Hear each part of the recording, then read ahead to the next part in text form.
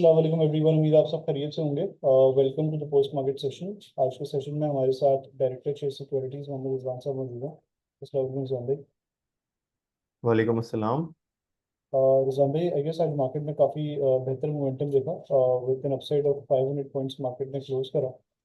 कल जो एक मेजर डेवलपमेंट थी वो टी बिल्स का ऑप्शन थी, जिसमें हमने देखा कि 74 बेसिस पॉइंट से 148 बेसिस पॉइंट तक का जो है वो हमने कट आता हुआ देखा यील्ड्स में।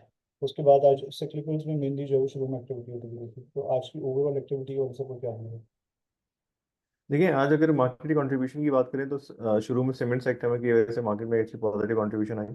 उसके बाद हमने देखा कि नेशनल बैंक की रिजल्ट एंटिसिपेशन में और कुछ मार्केट पार्टिसिपेंट का ये भी ख्याल है कि इस क्वार्टर में वो पेंशन फंड की लायबिलिटी को बुक कर लेंगे। तो हमने देखा कि वहाँ पर भी एक अच्छी रैली नेशनल बैंक ने अपनी कंटिन्यू की।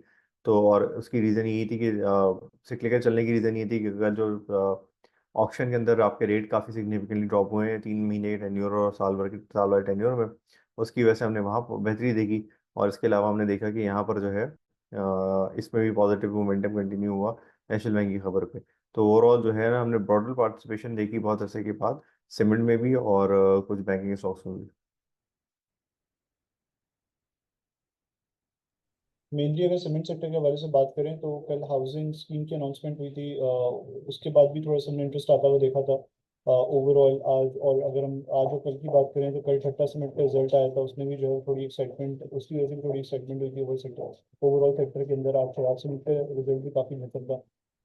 तो इस ओवरऑल सेक्टर के हवाले से वो क्या है? देखिए, मुझे ओवरऑल सेक्टर के हवाले से लग रहा है कि डिमांड पिकअप करने में टाइम लगेगा। इसी वजह से हमने देखा कि पॉजिटिविटी आई, उसके बाद मार्केट में थोड़ा ऊपर जाके फिर वो एक सर्टेन लेवल पे स्टेबल हो गए थे, क्योंकि अभी डिमांड का एक कंसर्न है। लेकिन ऑब्वियसली जो लोन वाली स्कीम है पंजाब गवर्नमेंट वाली, उस पर देखें सक्सेस का रेशियो क्या आता है। ऑब्वियसली ये डिमांड को पुश करने में या कुछ ना कुछ इससे हेल्प मिलेगी। पॉइंट्स कंट्रीब्यूशन वाइज अगर हम बात करें तो फर्टिलाइजर सेक्टर ने भी काफ़ी पॉइंट्स कंट्रीब्यूट करे आज। पिछले कुछ दिनों से हम देख रहे हैं कि एफएफसी के अंदर जो है वो काफ़ी इंटरेस्ट आ रहा है, एफएफबीएल के अंदर भी इंटरेस्ट आ रहा है, ऑब्वियसली मर्जर की भी खबरें हैं। तो ओवरऑल जो एफएफसी की परफॉर्मेंस है, ये ओवरऑल जो फर्ट्स की परफॉर्मेंस है, उसकी क्या वजह है? देखिए, फर्टिलाइजर के अंदर जो इंटरेस्ट आ रहा है ना, उसमें एफएससी के अंदर इसलिए इंटरेस्ट आ रहा है कि एक तो ये कि उसकी जो गैस है ना, वो अभी भी सस्ती मिल रही है। द मोमेंट वो अगर वो महंगी नहीं होती तो ये जो अर्निंग्स पोस्ट करने जा रहा है, उसकी वजह से हो सकता है कि इसमें जो है ना एक आपको अच्छा कैपिटल गेन आने वाले दिनों में मिल जाए।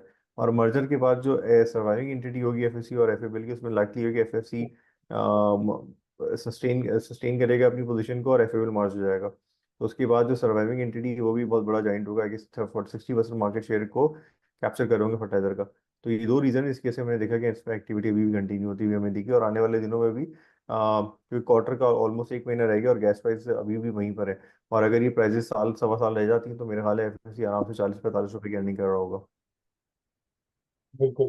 इसके अलावा एक सेक्टर जिसको हमने आज काफ़ी टाइम बाद लाइमलाइट में देखा वो रिफाइनरी सेक्टर का। इनिशियली सुबह में हमने देखा कि पीआरएल का रिजल्ट आया, काफ़ी बेहतर, बेटर देन एक्सपेक्टेड रिजल्ट था। अर्निंग भी ऑलमोस्ट 6-6.5 रुपये की थी, उसके साथ साथ पे आउट भी करा था 2 रुपये का। तो ओवरऑल इस सेक्टर में जो है वो हमें एक्साइटमेंट बनती हुई देखी। फिर टुवर्ड्स दी एंड हमने देखा कि एटीआरएल और एनआरएल में भी जो है वो थोड़ी एक्साइटमेंट नजर आई। तो ओवरऑल सेक्टर के वजह से तो क्या व्यू है, और एटीआरएल और एनआरएल के रिजल्ट्स के वजह से एक्सपेक्टेशन? एटीआरएल एनएल की बोर्ड मीटिंग, ये हो सकता है पीआरएल का भी रिजल्ट अच्छा आया था उसके एंटिसिपेशन में कि में एटीआरएल और एनएल में भी एक्टिविटी हुई और तवक्को से बेहतर और पे आउट भी आया, तो इसलिए मेरे ख्याल से पीआरएल कैप लग गया। और बाकी दो रिफाइनरीज में भी हमने अपसाइड देखी। रिजवान भाई, अगर हम ओवरऑल मार्केट की बात करें तो हफ्ते के जो लास्ट 2 डेज रहे हैं इसमें वॉल्यूम वाइज भी मार्केट में बेहतर एक्टिविटी हुई है। लास्ट 2 वीक से मार्केट में ओवरऑल कंसोलिडेशन हो रही थी। कल और आज के सेशन में मिला के मार्केट में ऑलमोस्ट 1000 to 1200 पॉइंट्स की जो है वो अपसाइड शो करेगी। आने वाले दिनों में आपको क्या व्यू है कि ये सेंटिमेंट, ये जो पॉजिटिव मोमेंटम है ये कंटिन्यू होता हुआ नजर आ सकता है? बिल्कुल, रिजल्ट बेस्ड एक्टिविटी मेरे ख्याल से होती रहेगी। और बाजार के अंदर अगर आईएम सितंबर के फर्स्ट वीक में अगर आईएमएफ की खबर भी आ जाती है तो मार्केट में रैली यहाँ से और कंटिन्यू हो सकती है। Thank you so much Rizwan भाई for participating in this session. अल्लाह हाफिज़। थैंक यू शजील, अल्लाह हाफिज।